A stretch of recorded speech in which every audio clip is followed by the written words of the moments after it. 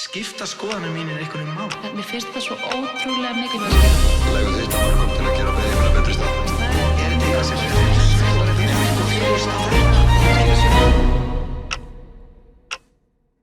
Kristján Guðmundsson, sálfræðingur, heimspekingur og kennari, meðal annars fyrrverandi kennari minn í HR sem kendi mér kvikmyndasálfræði og stefnur og straumar í sögulegu ljósi minni mér. Já, fyrirlegt nafn, það heitir það bara Saga sálfræðinnar. Já, Saga sálfræðinnar, já.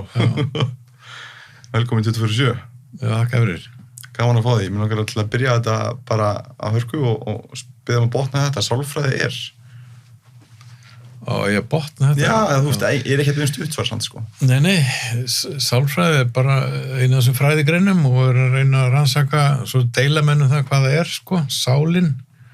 En hún heitir sálfræði rétt eins og eimskip hefur eimskip. Það er ekki sál og það er ekki eimskip. Lengur.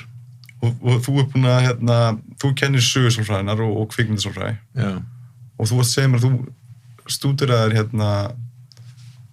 Skinner í dóttorsnáminu í vísindalegri heimspeki. Já. Já, ég fór í Sálfræði Háskóla Íslands eftir að hafa verið skelfilega lélegur nemandi í menntaskóla og áttaði mig á því að það verið rosalega gaman að læra sálfræði, ég vissi ekki hvað það var. Og félagar mínir völdu með mér valkús og öðru ári í heimspeki og þeim fannst það alveg hryllilegt og mér fannst það alveg frábært, svo ég var 4 ár í Háskóla Íslands og kláraði bæði BA-próf í sálfræði og heimspeki, ég með svona 2-falt BA-próf. Og svo leitaði ég bara framhaldsskóla meðan allir vinir mínir fóru í sálfræði meistaranámi í Skandinavíu. Þá fór ég til vesturátt í Ameríku og fann skóla sem blandaði saman sálfræði og heimspeki. Alveg sérlega athyglisverður skóli sem heitir Western eða University of Western Ontario og svo skríti, ég sótti ekki eins og þar. Ég sótti í nokkrum skólum og ég hef ekki enn fengið útskýring á því að þeir buðu mér á þess að ég hef sótt líklega að þeir fengið einhver upplýsingar frá einhverjum öðrum skólum, ég veit það ekki. Ég bara ekki að klára þeim.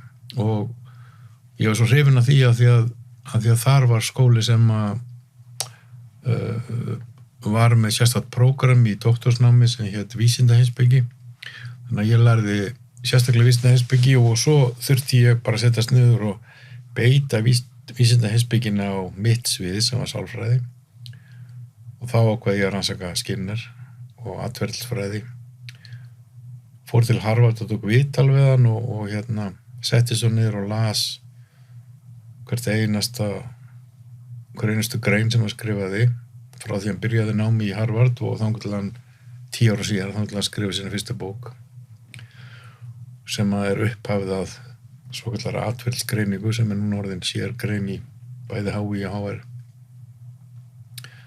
og sé ekki eftir því.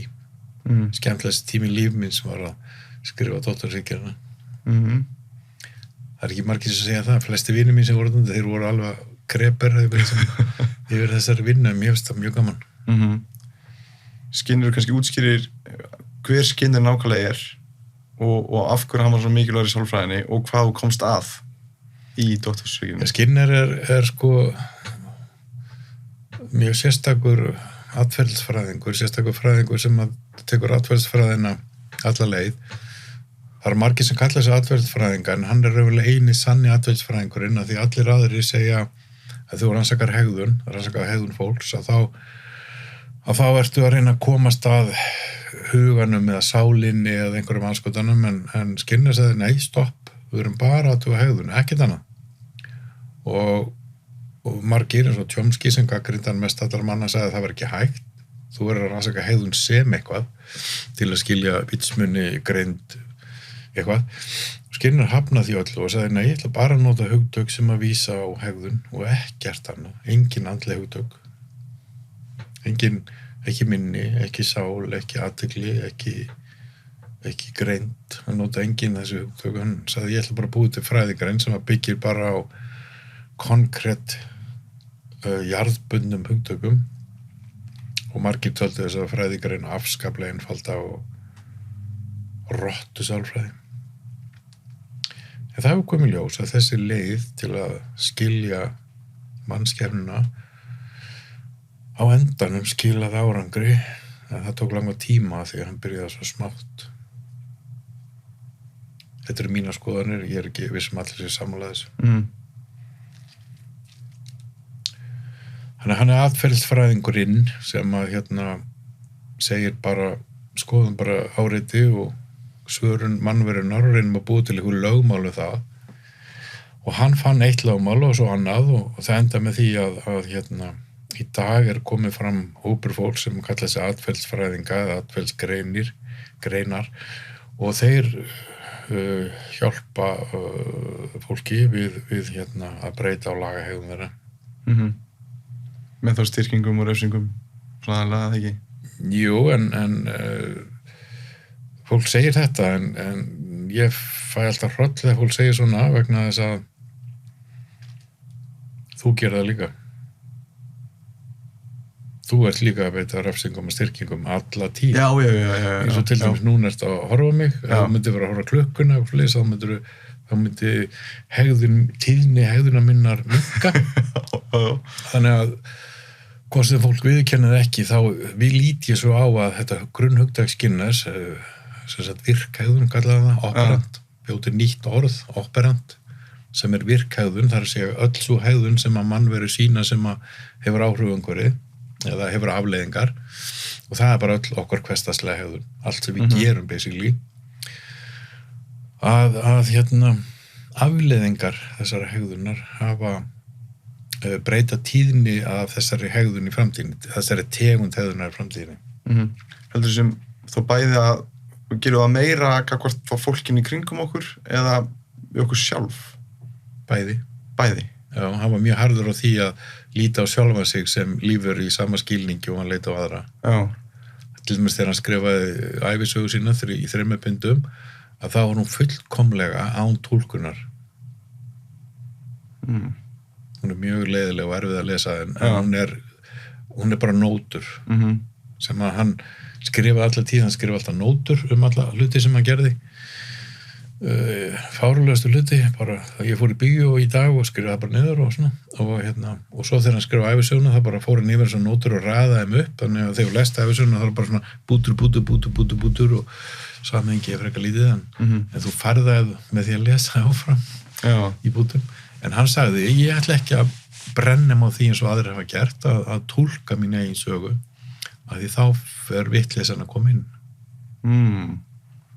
Þú ert mikið fyrir atferlisfræðina. Gróthærður þar. Þú ert gróthærður þar. Já.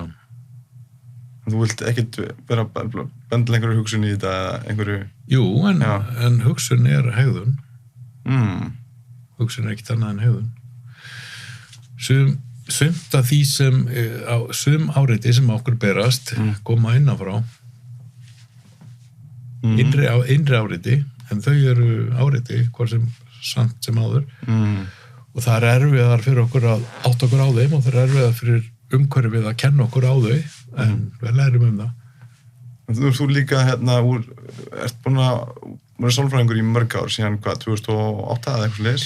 Já, þá lauk ég kom heim með mastersgráði í heimspeki og bara BA-gráði í sálfræði og fór að kenna í KNO fyrst og Háskóli Íslands og svo fekk ég ársleyfi og ákvað þá að fara í sálfræði Háskóli Íslands í meistaranámi og tók á einu ára það sem ég þurfti að taka. En mér fannst það svo leiðilegt, ég tók aðra kursa líka með. Ég tók heilsársnám og svo tók ég sögu málarlistar í Listaháskólanum saman tíma sem ég hef ekkert vit á. Nei. Og einhvern kurs í hugvísindadeild sem hét menningar heimar. Já. Mér fannst það mjög skemmtilegur en ég sá öllum öðrum nemendum fannst það hundleiðilegur. Já. Þá fekk ég sem sagt kennara úr málvísindamenn og kvikmyndafræðing og alls konar bókmyndafræðing og þeir voru hver sig með nokkra vikur og kenndi eitthvað og mér fannst þetta aðeinslegt.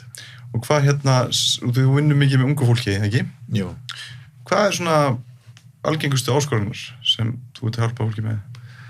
Þegar að vinna sem klínísk sálfræðingur, það er bara að ná trausti fólks, ná sambandi við fólk og koma því sem sagt af stað til að breyta hegðun sinni. ég myndi geta talað sko breyttu viðhorf þínum, en ég nenni ekki að tala svoleiðis. Eins og þegar fólk segir við mig, kannski ætti ég að byrja í líkamsrækt, þá segi ég alltaf það sama við fólk, þá segi ég bara sorry, þegar þú segir svona, þá ertu ekki að fara að byrja í líkamsrækt. Allir sem segir svona ekki að fara að byrja í líkamsrækt.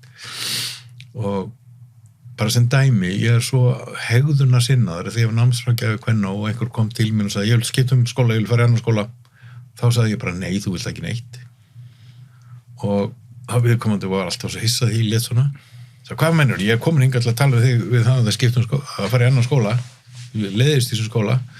Og þá segi ég, nei, þið leiðist ekki neitt, þú vilt vera einn áfram. Og viðkomandi sagði, akkur segir það? Að því að ef þú vildir hætt í þessum skóla, þá værirðu hættur. Eða þú myndir fara til einhvers annars heldur námsráðgjafans í þeim skóla sem þú hætti til þess að hætta. Þú kemur ekki til námsráðgjafans í kvennu til að segja þú viljir hætt skólar. Það fáralegt. Og en svo sagði ég, tölum saman eftir 2 vikur aftur, og svo þegar við komum til 2 vikur, ef hann sagði þá áfram hann vildi hætta, þá sagði ég, ok, þá skal ég bara hætta. Skilur, ég treysti ekki því sem fólk segir, ég treysti því sem fólk gerir. Ertu alltaf að vinna með fókusin alltaf breytt hegðun? Já. Það engin annar fókus til. Hvað ég breyta viðhorf fólks? Hvernig er að gera það? Og ég segi viðkomandi, sýndi mér viljastyrk. Hvað er það? Hvað er það? Já.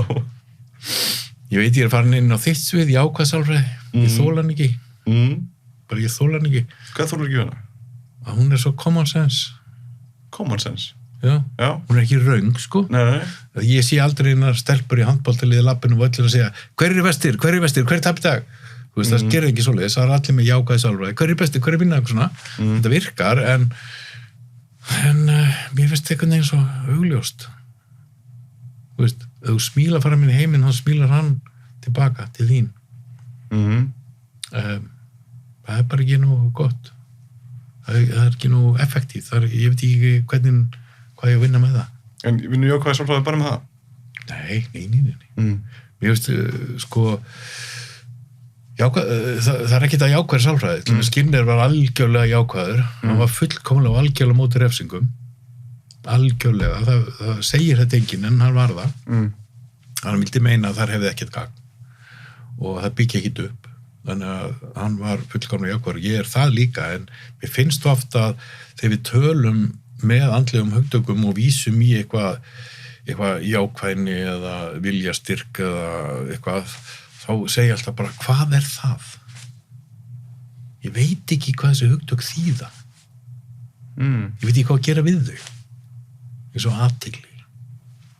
Hvað það? Ég bara veit það ekki. Hvað myndir þú gera ef þú komið til þín? Ég vil bara ég þarf að sýna mér viljastyrk. Ég hef komið til og þarf að fá hjálp við viljastyrk. Ok.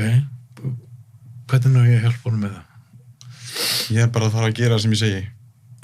Ég þarf bara að gera það sem ég segist alltaf að gera. Bara ég ætla alltaf að rækta hérna síðan bara þegar kemur að því þá bara fer ég ekki rækta. Já, en sko það er ekki skortur að viljastyrk. Það er svolítið með leti. Það er ekki til. Leti er ekki til. Það er ekki til leti. Nei, ef ykkur er latur þá var hann að gera eitthvað annað það sem að þú vilt hann geri. Ef ég sé þessu eitthvað latur og svo myndi ég fara að rannsaka hvað þú gerir, bara vísindilega skoða, þú ert að gera eitthvað, þú ert bara ekki að gera sem ég vil. Leti er gildishlaði hugtak sem að dissar það sem viðkomandi er að gera. Þannig að leti tengir samanbyrjuð aðra. Já, en það vartu að bera sko saman það sem þess er að gera, þú ert að gildismeta, þú ert að segja að það sem hinn er að gera sé merkilegra. Já. Ég er sérst raunverulega að segja að ég hef ekki séð neina manneski sem gerir ekki neitt. Manneski er alltaf að gera eitthvað, en það er ekkert volið merkilegt stundum, það er ekkert gagnlegt endilega. Það getur verið að viðkomandi sé vinna gegn sjálfur sér, að gera eitt og svo gera en annað. Sko, við erum alltaf að reyna að bæta okkur og ég er sífellt að reyna að bæta mig, ég er sífellt að reyna að finna leiði til að gera hlutina betur. Og ég er langt í frá búin að finna hana, en ég er svona aðeins að komast nær. Og hver eru svona alls algengustu leiðir í atferlisfræði, þú veist, sem þú ert að vinna með? Við sko... Til dæmis eins og bara, maður heyrir að ákveðin samnáður milli þess þegar maður óttast eitthvað að maður að mæta viljandi í skrifum, ekki satt. Já. Það svona, hvað kallast á íslenskum, kerfisbundin ónæming eða eitthvað svoleiðis. Já, eða það er svona exposure therapy. Sálfræðin hefur náð gífulegum árangri með kvíða, þannig að þú raðar kvíða vekjandi áritum upp í skala og lætur viðkomandi hjálpar viðkomandi til að nálgast það sem að hann tristi sér í og svo stigast í að næsta og þá og kennur hann kannski slökuninn á milli og lætur hann bíða og reynir að kenna hann, ég kenni til mig það að ef einhver verður fyrir leiðendum í skóla og vill ekki fara í skólan þá er það hættulegasta sem hann lendir í viðkomandi er að hann segir, ok, ég ætla að mæta í skólan, ég verður að mæta í skólan og labbar á stað í skólan með hverju skref í áttina byggingunni þá verður hann kvíðnari. Kvíðinnar hámarki á ákveðnu augnablikki þegar hann stendur fyrir fram útidinnar. Kvíðin er í hámarki þá. Ef hann bara kemur sér inn, ef við sýnir viljastir, kemur sér inn, þá byrjar hann að takast á við þetta og kvíðin vonandi líklega minnkar. En ef hann snýr við dyrnar og verið burtu, þá er hann ekki bara búinn að tapa, hann er búinn að gera það, eða hann er búinn að gera ástandi verra en það var. Af því að leið og snýr við og labbar í burtu, að þá fyrir kvíðin svo rætt niður og það er svo þægileg tilfinning að þá ertu að læra escape, flótta hefur. Þá styrkir maður þá hefðin í framtíðinu basically, ekki? Já, þá er erfiðar þá stígin í skóla. Já, þá ertu búin að lenda í því að flýja aðstæðunar og þá eru tölver líkur að gera það aftur, eða það eigur líkur að gera það aftur. Þú ertu búin að vinna langa tíma með ungu fólki, eða ekki? Í skólanum og Jú, ég var mikið með auðvitað ungt fólk með ég var námsráðgjafi, en ég er auðvitað hættur því núna og hættur í hvað nóg, en ég vinn ekkit bara með ungu fólki, ég vinn með fólki á öllum aldri, en ég er mjög mikið með fólk sem er í háskóla og mennskóla og en líka alls konar önnu vandamál. En hvað er einhver algengar áskoranir hjá þessu fólki, svona eitthvað minnstur? Já, það má segja sko ég þýddi þarna DSM-draslið flokkun geðraskana og geðraskanir kom í mörgum tegundum og það er kannski skrítið að ég atferlisfræðingurinn þýði geðlæknaritið geðraskanir en ég sem sagt var alla tíð ég byrjaði að kenna þá fannst mér ég ekki vita neitt geðsjúkdóma eins og þeir eru kallaðir það sem heimsbyggingur lærir er hvernig skilgreinur þetta það sem nálgun heimsbyggings er allt þessi hvernig skilgrein þetta orð og ég spurði bara hvað er þunglyndi, hvað er kvíði, hvað er anorexía og svo framvegis og ég fekk aldrei en almenn svör svo ég ákvað bara að fara í biblíuna sem er 1000 blaðsíðna DSM bók núna komið í DSM-5 og ég byrjaði því að DSM-4 fyrst algengustu geðraskanirnar og kenndi þær og svo fór ég að þýða meira og eitt sumarið þá ákveði ég að þýða bara allt helvísdraslið og þýddi allar geðraskanir sem til eru og orður í ett í svona litla kassa í bókinu og svo útskýri ég þetta allt saman og raða þessu upp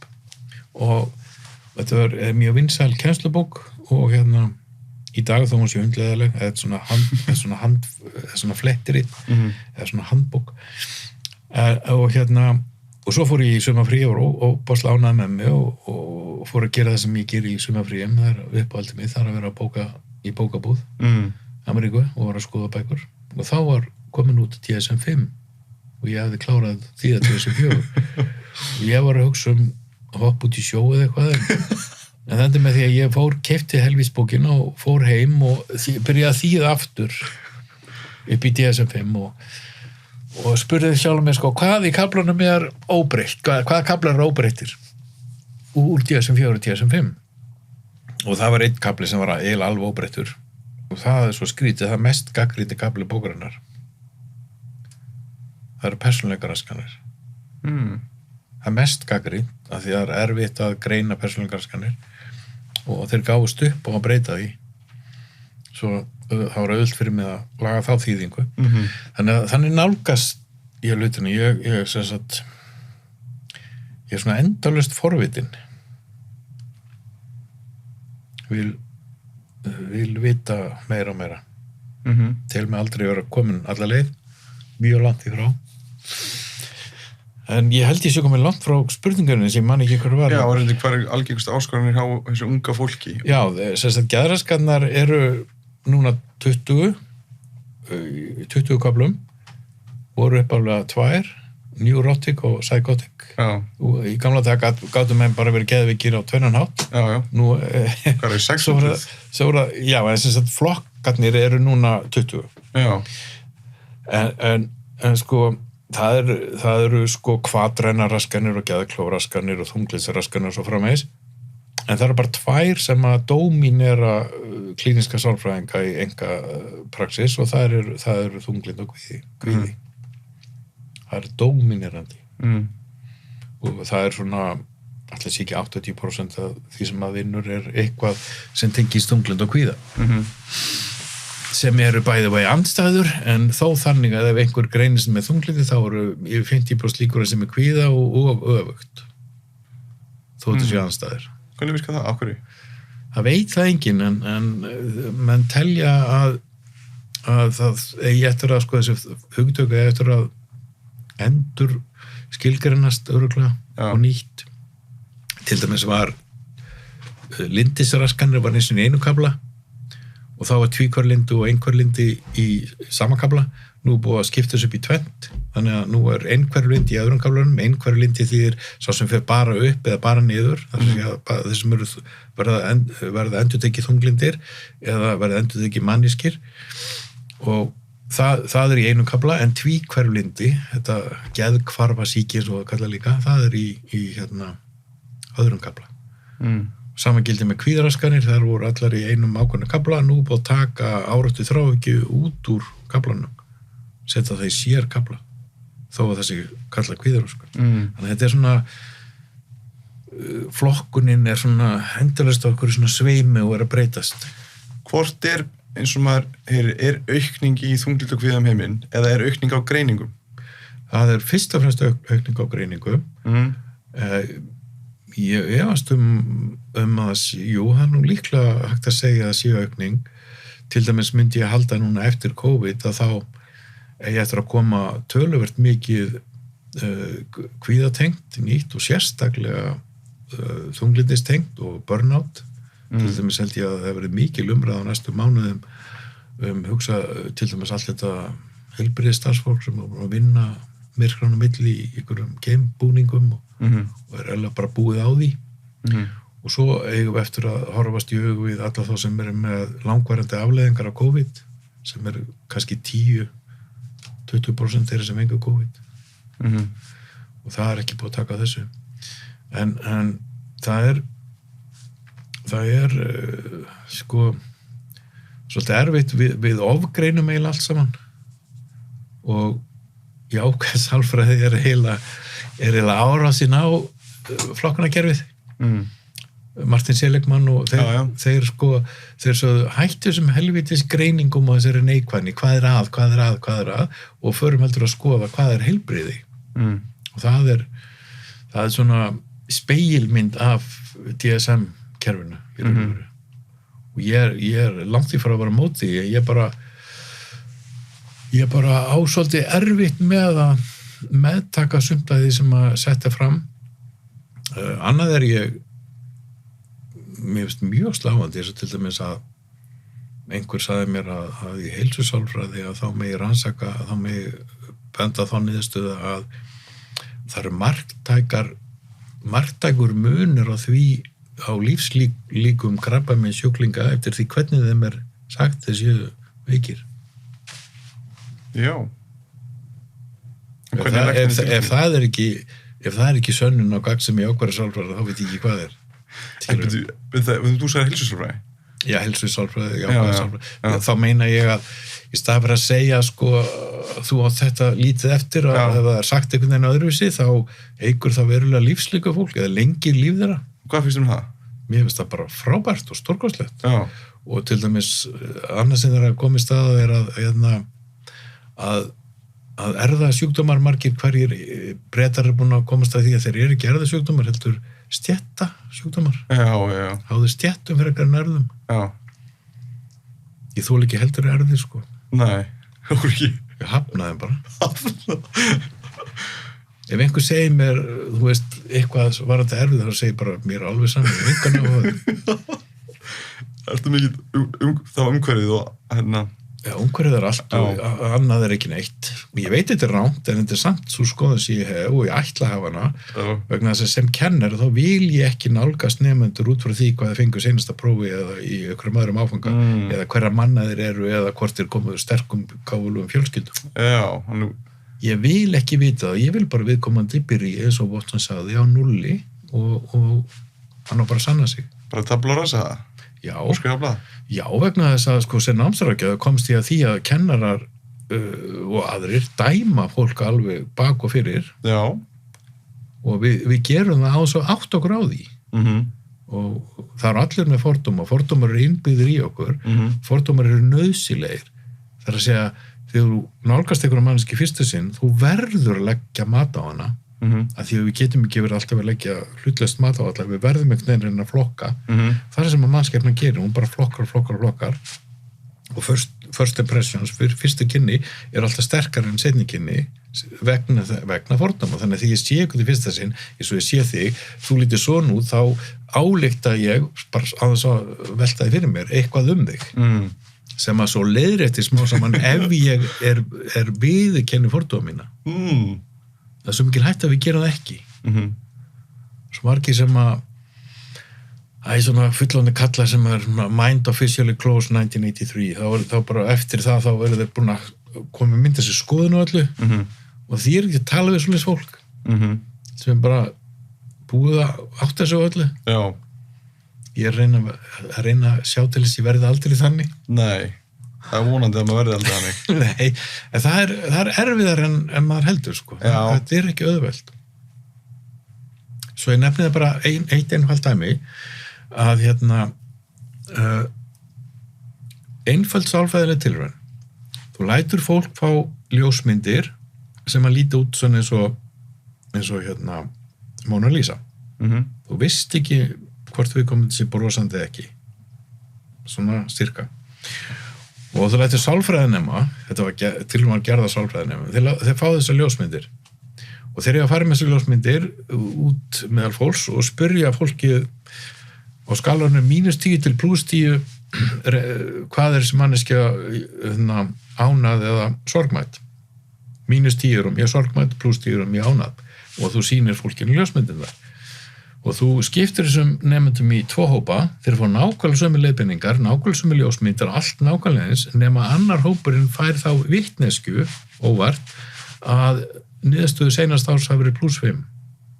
Hinn hópurinn fær vitneskinu óvart að þeirra að meðaltala hafi verið -5. Og með einhverjum hætti að þá tekst báðum hópum að fara nála því. Hvernig gerist það? Það er einhver væntingar, það er orðsegin þó líki, sem að einhvern veginn smitast inn í matið. Er þetta ekki bara sama með svipað með rannsókn á ekki ass eða eitthvað, sem var með lengdina á spýtum? Ef að nógu margir á undan þér segja þess að 2 spýtur svo jafnlangar, að þeir eru klárlega ekki jafnlangar, ef að nógu margir á undan þér segja þessu jafnlangar, að þá sérðu að það er ekki rétt, en þú segir, þetta er bara hlýðni tilvæg, það eru jafnlangar, segir. Já. Bara svona til að... Er það bara til að fylgja hjörðinni? Já, það eru margar skýringar til. Önnur sko... Það er hægt að, til dæmis, önnur mjög þekkt tilraun er þú sýnir árekstur á myndbandi og þú segir sko legðu mat á það hvað bílarnir voru að keyra hratt þegar þeir skullu saman. Og svo aðrir fá spurninguna legðu mat á það hvað bílarnir voru að keyra hratt þegar þeir rákust saman. Þannig að bara eitt orð skullu og rákust hefur markverðan eða marktæku munar á svörunum eftir bara hvað eitt orði segir. Þú sætlir með allar skoðanakanninnar. Ertu á móti ríkisstjórninni? Þú veist, það skiptir rosalega máli hvernig það er orðað. Já.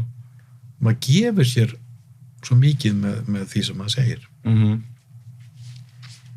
Mér langaði til að stoppa þáttina aðeins og þakka styrstaraðalunum podcastins, en Lavazza og Sumac eru trausti styrktaraðilar á samt þeim sem ég nefndi í byrjun, á samt Sportförum og Your Super.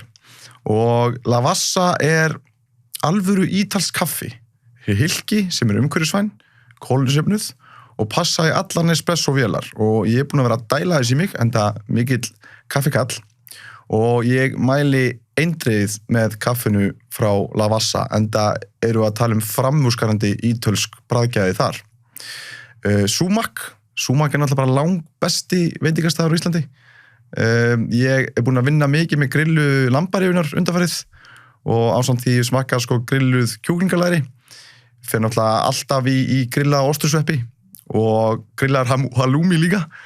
Það er mjög gott. Ég mæli með hummusin og flatbrauð og ef þú ert í ekstra góðum gír þá ferðu náttúrulega bara í 7-rétta matseðilinn sem er mese og tekur ég vel vínpöru með. Og ef þú vilt bara fagna einhverju, eiga góða stund með vinum eða fjölskyldumeðlimum eða eiga bara í góðri upplifun í góðum anda sem jákvætt starfsfólk ríkir og góðum matur þá tikkar Sumac í öll þessi box. Og ef þú ert ekki búin að prófa frá Sumac, þá ættir að gera það og ég get sagt það að þú verður ekki svikinn af því að þetta er sá allra besti staður sem þú getur farið á ef þú vilt fagna einhverju eða gera vel við þig og þína. Takk kærlega fyrir að hlusta og ef þið eru í stuði þá með ég fara á YouTube og subscribe á podcast-appinu og gefa mér einhvern og followa mig á Spotify. Annars bara þakka ég ykkur kærlega fyrir að hlusta af því að án ykkar þá væri engin þáttur þannig að ég verð alltaf fyrir miklum bara jákvæðum tilfinningum þegar ég hugsa út í það að þið séu að taka tíma frá ykkar degi í að hlusta og horfa mig og ég er virkilega ánægður með það og það er heiður fyrir mig og takk einlega fyrir að gefa ykkur tíma í að hlusta það sem gestirnir og ég höfum að segja. Takk hérlega. Algjörlega. Þú ert líka komin að stúdía siðblindu eða ekki? Jú. Segðu mig hvað það er og hvað þú hefur fundið og hvað er mestan áhuga? Eftir því sem ég les meir það þá veit ég minna það. Ég er algjörlega ruglaður á helsta sérfræðing heimsins, Kanadamarinn Hare, sem bjóð til prófið sem allir nota í fangelsum á siðblindum. En sem sagt, einfaldasta svarið að siðblinda sam og það sem heitir í flokkunarkerfi geðraskana andfélagslegu persónuleiki. Hare til dæmis algjörlega ósammála því og segir að andfélagslegu persónuleiki sé bara kriminal hlutin af því.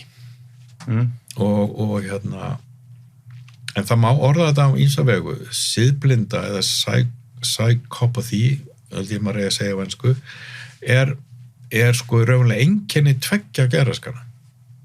Þannig að það er í 2 geðraskunum, eða við skulum segja 3. Ein heitir hegðunarraskun sem barnageðraskun og hún er nauðsynleg forsenda andfélagslega persónuleika. Andfélagslega persónuleiki er yfir 15 ára og hann er greindur sem sá sem fer ekki að lögum og lítur á aðra persónu sem hluti og notar þá bara eins og hún þóknast og brýtur lög. Og þá hugsa maður strax Donald Trump og svaraði nei, hann er ekki svoleiðis. Hann er siðblindur með öðrum hætti, hann er sjálfhverfur. Þannig að í sjálfhverfi eða narcissistic personality þá er líka siðblinda en hún er ekki ofbeldis siðblinda, hún er svona andlegs Trump til dæmis, hann er svo Bandaríkjaforseti sem minnst hefur lagt í hernað og fór ekki í stríð við nokkurn mann, ekki bókstaflega stríð, en hann var í endalausu andlegu stríði við alla. Hann sagði til dæmis að ef einhver er með eitthvað vesinn við hann, þá segir hann, þá átt aldrei að hóta þeim, segir Trump, þú ert að fara í mál við þá. Og Trump hefur á annað 1000 sinnum verið í dómsal sem verjandi eða sækjandi. Annað 1000 sinnum. Hann er endalaust að óta sínu tóta og sér ekkert nema sjálfa sig, en hann er ekki ofbeldisneður eins og klassískur siðblindur aðmorðingi. Og ég hef oft spurt mig sjálfur, akkur hef ég áhuga á þessu að því svo viðbjóðslegt og mitt svar ég get ekki litið undan því. Ef ykkur segir þetta sálfræðingur, já, og þá finnst mér að maður að svara spurningun akkur drepur maður mann. Þú veist, viðskiptafræðingur, hann talar kauphegðun og það sagt í viðskiptafræði kauphegðun og svo viðskiptafræðingur spurður, hvað meinarðu kauphegðun? Þá myndi hann á endanum segja, já, ég veit ekki hvað það sálfræðingar svara því. Skilur hann myndi segja það á endanum og hann má alveg segja það, hann má alveg vísa í sálfræðina. Sálfræðingur, hann getur ekki vísa neitt annað. Ef ykkur segir við hann hvað motivation, hvað kauphegðun, hvað morðóður maður, hvað það? Og þá getur sálfræðingurinn ekki, að vísu gera sálfræðingar, þeir íta þessu frá sér, tala að heilinn muni svara þessu eitthvað með seinna, eða taugavísindin eða eitthvað leys, það finnst mér bara ekkert svar, bara alls ekki. Ef ykkur segir við mig að það finnist í heilanum á einhverjum raðmorðingja, heilanum með einhvern öðru sem annara, þá segi ég, og hvað með það? Hvað sem merkilegt það? Veist, það útskýringin á hegðuninni? Nei. Alls ekki. Og fólk ánað með svoleiðis svör, þess vegna trúi ekki á erfðir og taugakerfið. Af því að mér finnst það alltaf verið cop-out, mér finnst það engin skýring. Vissulega verður í framtíðinni gerð innrás í heilan meðferðir, sálfræðilega meðferðir í framtíðinni verða innrás í heilan með alls konar leysi aðferðum og svoleiðis. Ég viðurkenni það verður í framtíðinni einhvers konar tækni sem að læknar Parkinson kannski með því að finna einhvern örlítinn stað í heilanum sem að má brenna eða fjarlæga eða senda rafboð í eða setja eitthvað inn í heilan til að einhver boðefni fara fram og tilbaka. Eflaust, en það svo langt í frá við erum komið þangað og ég tel að til dæmis, ég hugsa til dæmis dópamín kenningar þunglyndi, það er engin fótur fyrir þeim. Það það bara ekki. Og fólk segir að svo sé og farið bara inn á lyfjaskrá og þá það sagt að þetta sé eitthvað flæði og boðefna. Það er bara ekkert vitað það, ekki neitt. Bara ránt. Og þannig að þunglynd ekki koma út að skorta dópamin framleiðslu í heilanum. Sko, hugsanlega dópaminskortur, en og hugsanlega þunglynd og dópaminskortur eitthvað tengt, en hver að segja annað orsaki hitt? Þannig að þú gæti verið þunglyndur og þunglindur ítir undir minni. Já, sko, það örugglega fylgni á milli þess sem gerist í heilanum, en sko, heilin gerir ekki eitthvað, við gerum eitthvað. Við gerum það með heilanum, en við getum ekki látið heilan taka sökina. Ef við eigum ekki látið heilan taka sökina. Finnst mér. Þú varst aðeins upptekin af þessari spurningu, af hverju drepur maður? Já, mér finnst að við eigum að reyna að svara því. Og hvaða svörum hefur komist að? Já, ég fór að lesa einstök dæmi og fór að kynna mér það sem að síðar var þekkt meðal fólks í Mindhunter sjónvarpsþáttunum. Og þegar ég horfði á þá get ég alltaf sagt fyrirfram hvað gerist næst. Ég get alveg sagt að ég til dæmis á viðtölun við hvað heit hann sem var fyrstur tengi fyrir í þáttunum? Risastóri morðinginn, það stóluðu mér núna. Já, ég man ekki. En sko, ég á viðtölum við hann sem að þeir tóku þessi tveir kallar sem hétu Robert Ressler og John Douglas. Þeir tóku þessi viðtöl við ráðmorðingja án svo að fá leyfi fyrir því. Þeir fóru bara fangir sem tóku viðtöl við og byrjuðu að skrá niður það sem er þeim sameiginlegt til að reyna átt að sjá því að hverju þeir gera þetta.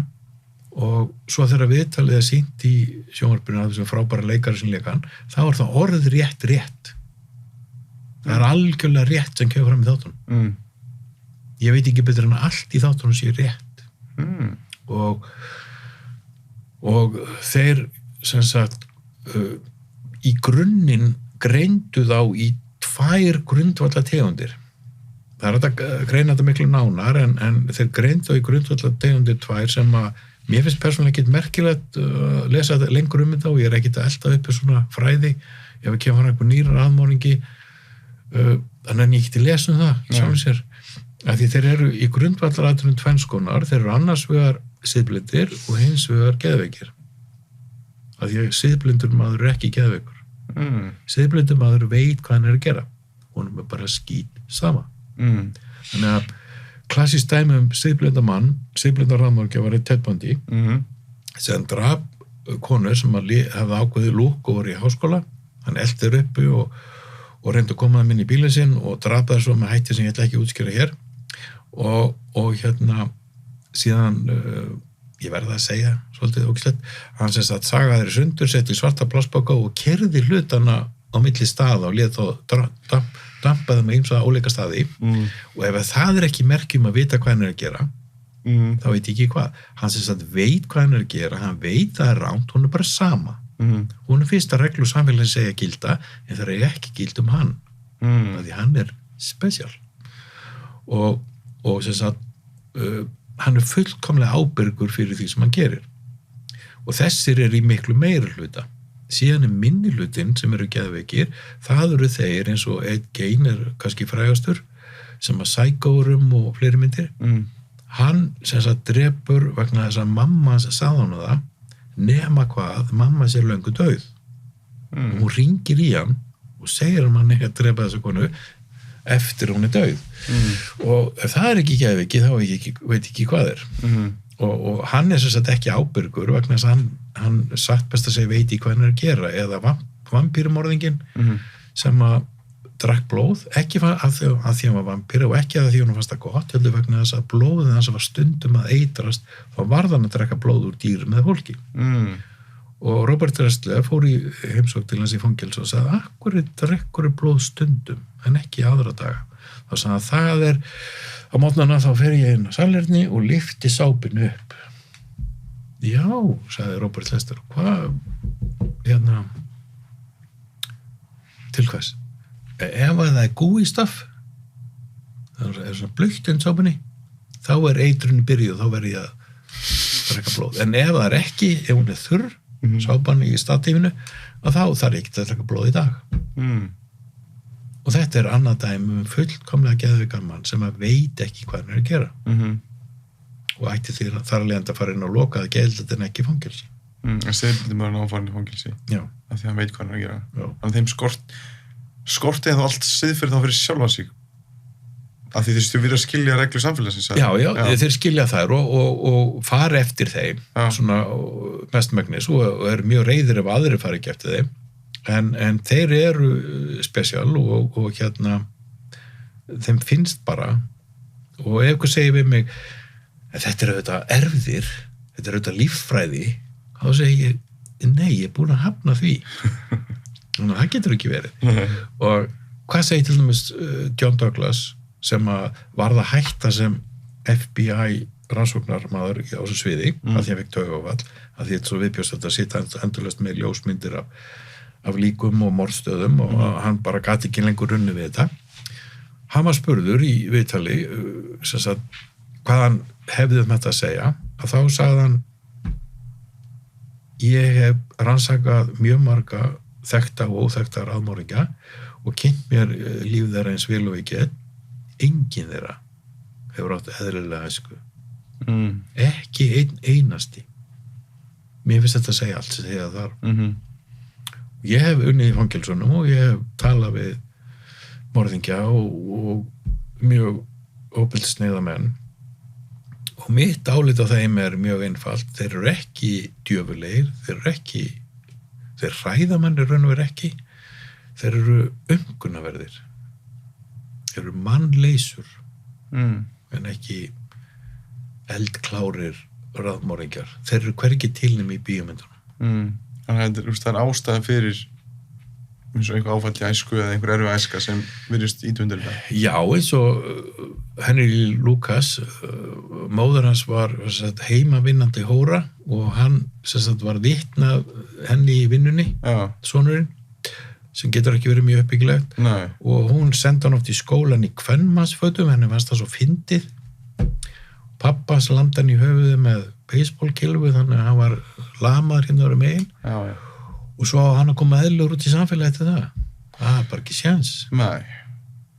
það er litli möguleika þar. Já, það eru auðvitað ýmsir aðri þættir eins og félagslega þættir eins og í Bandaríkjunum er mikil áhersla á einstaklingin og hérna maður eiga að sjá hans sjálfir og það er minni félagslegu stuðningur þar heldur mörgur öðru löndum, það er ein ástæðan en það er margar fleiri ástæður og ég er langt í frá að segja ég viti á hverju menn gera svona við vitum það ekki, við höfum enga lækningu á siðblöndum Nei. og það þýr ekki að gefa þeim lyf Nei. rétt eins og það þýr ekki að gefa nauðgurum lyf eða samkynhneigðum eins og reynd var einsunni það bara gagnast ekki neitt eina sem við vitum er að siðblindir raðmorðingjar standa sig nokkuð vel og eru bara nokkuð þægir á einum stað þú veistu hver það er? Nei.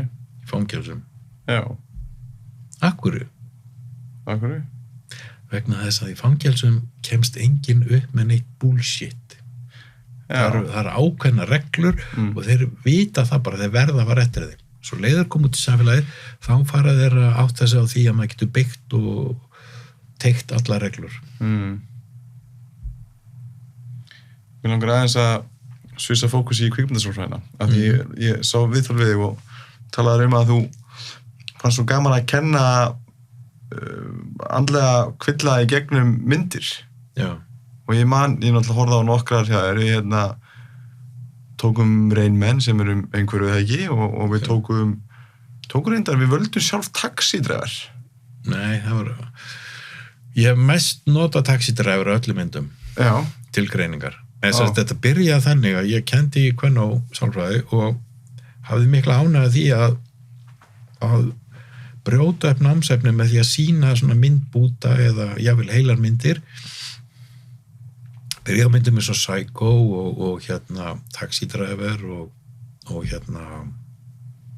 Beautiful Mind Rain Man og svo þegar ég var búin að kenna fór í gegnum nokkrar svona myndir að þá í Kvennó þá ákvað ég að vera með svona valkús sem var bara sálfræði í gegnum kvikmyndir og byrjaði með 14 myndir ein á viku og fórum bara í gegnum þær, horfðum þær og greindum þær og ég bloggaði þær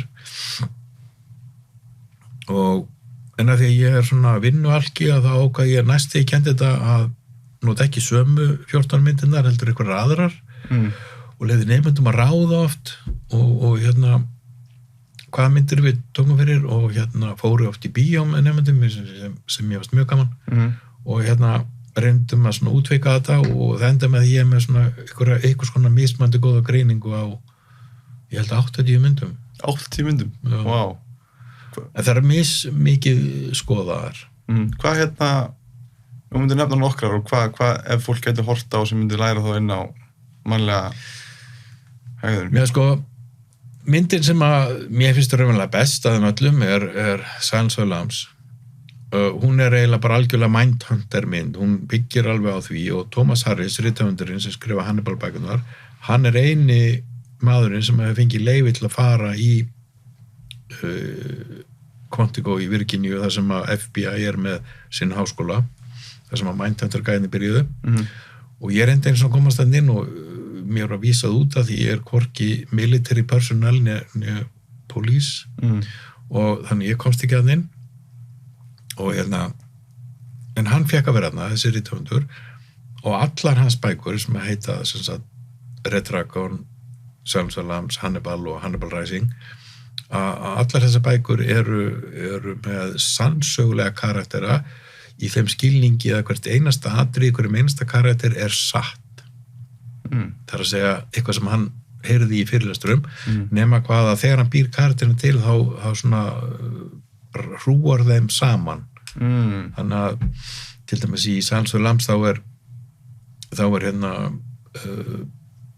Buffalo Bill eins og hann er kallaður í glæpamaður sem gengur laus í þeirri mynd að þá er hann með einkenni margra raðmorðingja þar að segja hann nær í stúlkurnar með aðferð Ted Bundy's og hann er með brunn inn í íbúðin sinni sem hann setur þar onni eftir öðrum ráðmorðingja sem annar ráðmorðingja gerði og svo er hann með einhver önnur einkenni sem Thomas Harris heyrði frá einhverjum öðrum ráðmorðingja enn einum, þannig að þetta er satt í þeim skilningi að hann pikkar upp atriði og blandar að býr til nýja í ráðmorðingja í bókunum sínum sem þá eitthvað svona samblöndun af nokkurum.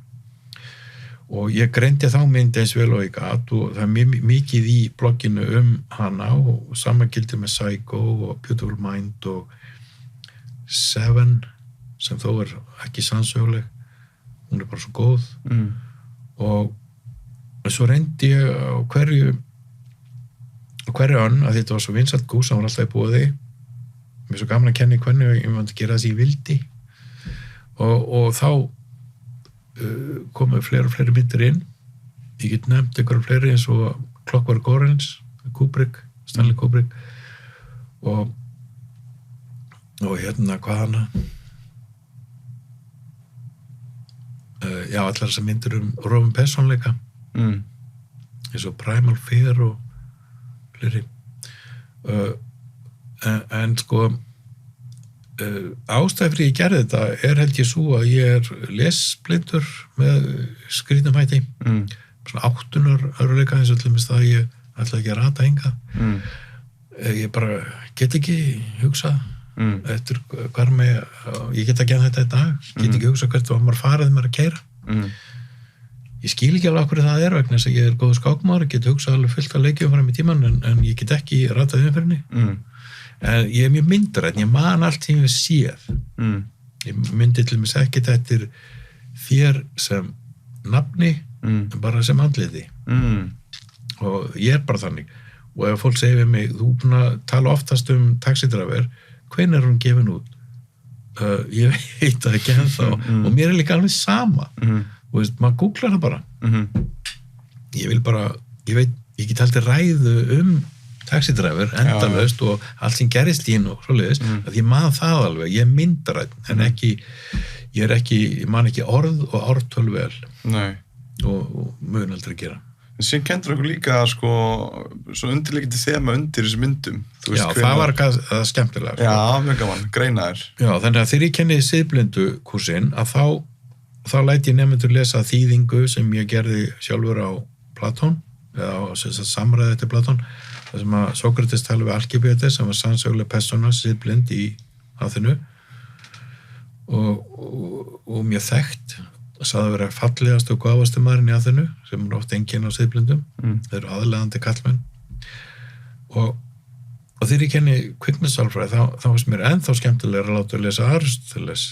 sem er minn uppáhaldsmaður og það er til þýðing skáldskapalistina sem Kristján Árnason bókmyndafræðingur þýddi og hún er lesin sko í leiklistarnámi og ég læt nemendur lesa það og þeir segja akkur erum við að lesa 2500 gráðum texta sem eru gríska harmleiki hvað kemur það kvikmyndum við og eitt verkefni í kursunum er að nemendur eiga bara að greina einhverja kvikmynd þeir ráða hverja út frá því sem Aristoteles segir tækni orðum Aristotelesar og nemendur koma og segja heyrðu, þetta passar alveg þær eru þrískiptar fyrsti partur, annar partur, riðpartur eins og öll leikritir í dag, þeir eru í þreymur bútum og það er eftir 30% myndinu búin að þá, alls sem að hverju myndin er að þá gerist eftirfarandi þú ert að kynnast mér og ég er fasteignarsali og er heimi á mér á leiðinni vinna og ég opna skáp eftir 30 myndur og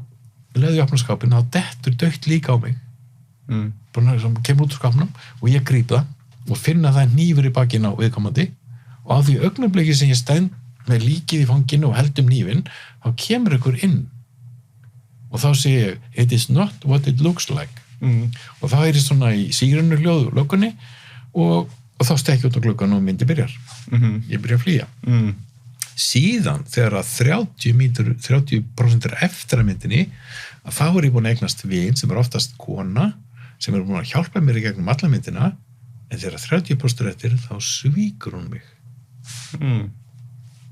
sem að gerist líka alltaf í öllum myndum og Aristoteles kallar þetta hvorf og kennsl kennsl er þegar þú verður veist eitthvað svo vissir ekki fyrir eins og þegar Ödipus átti sig á því að hann búin að eignast 2 börn með móður sinni og drap pappa sinn frekar óheppilegt og það er þá seinni körfin og eða kennst alltaf ég segja og hvörfin er þegar að verður svona 90 gráðu stefnubreiting í bíómyndinni og það gerist tvisvar. Er einhver yfirfærsla á þessu og Heroes Journey hjá Joseph Campbell? Hefur eitthvað... Campbell byggir bara alveg á þessu, jú. Já, það er mitt point of... Nei, það er eins og Lord of the Rings, þegar fara yfir fara frá héraðinu, það fara yfir handrið. Já, yfir í ævintýra heiminn. Já, og það kemur... Og það í dæminu sem ég tók, það þegar hann stekkur út úr gluggan. Þá komin í ævintýra heiminn. Og í Indiana Jones þegar hann fer í gallon, úr fornleifafræðins kennarafötunum yfir í hattinn og svipuna, þá fer hann í ævintýri og svo kemur hann heim aftur þegar að seinni umsnúningurinn búinn. Og það þá kennsl og þá eru vantarlega einhver breyting varðandi þú 8 að einhverju 9 eða þú komin sér ný manneskja eða eitthvað svo leiðis. Já, ef þetta hetjugreining þá það þannig að viðkomandi aumingi þangað til alveg í lokin eins og hann fróðið þarna í Lord of the Rings sem var óþolandi lélugur og hann meiri segja í lokin þannig að þetta ringi núni því að ætla hann ekki sitta núni. Hann var svo mikill aumingi. En þú skilgrinst sem hetja akkurat á loka augnablikinu og þá gera það sem þú átt alltaf að gera hérna frá þegar þú stendur frammi fyrir óyfirstígulega vandræðum þá lokar augunum og stígur fram því ákvæðsamræði að því allt mun fara vel akkurju vegna þess að þú ert búin að vera góður karakter þá mun allt fara vel það vísi verið raunveruleikin ekki þannig en þú veist, það fer ekki alltaf allt vel en þess að það gerði Indiana Jones og maður það kannski í mynd 2 held ég og þá var hann komin alveg að einhverju hyldýpi og kemst ekki yfir og þeir að koma með byssur og trefar fullt af fólki og hann alveg einn eftir og engin vopn og alveg vonlaus og þá horfir hann, ég kemst ekki yfir, ég get ekki hoppað yfir og hvað gerir hann þá? Hann lokar augunum og stígur fram og þá svona ósýnilegur svona glerstígi sem hann lappar yfir og í Silence of the Lambs hvað gerist í lokin Silence of the Lambs? Clarice Starling fer inn í húsið sem að morðingin og á því augnabliki sem hún fattar að hann morðingin þá hleypur hann niður í kjallara og þegar hún komin niður í kjallara inn í herbyggið sem hann í þá slekkur hann öll ljós og hún gengur í myrkrinu og sér hann ekki hún bókstaflega lokar augunum sér ekki neitt og saman gildir í lokaatriðinu í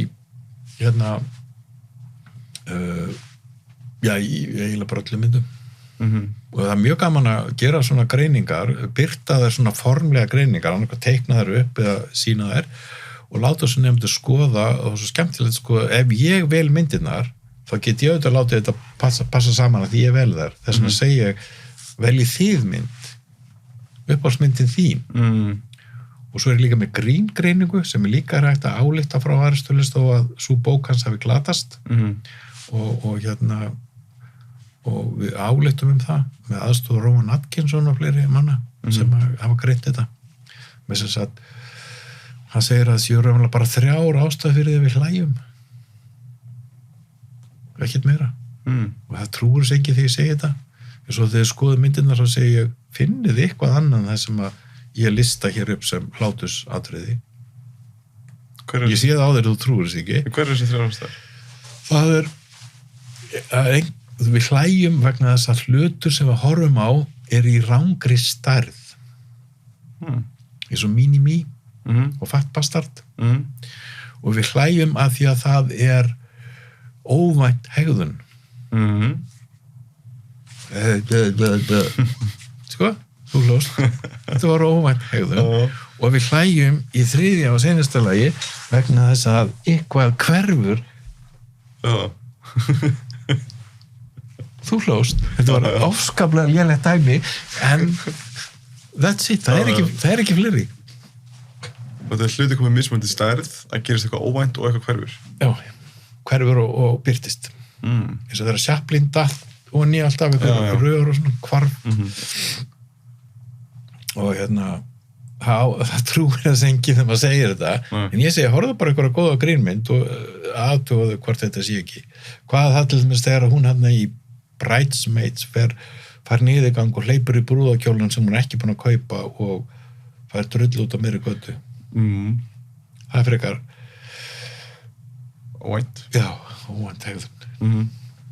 Hvað er og fólk getur séð þessar myndir inn á hvað er bloggið þitt? Sem, er þessi listi þar eða?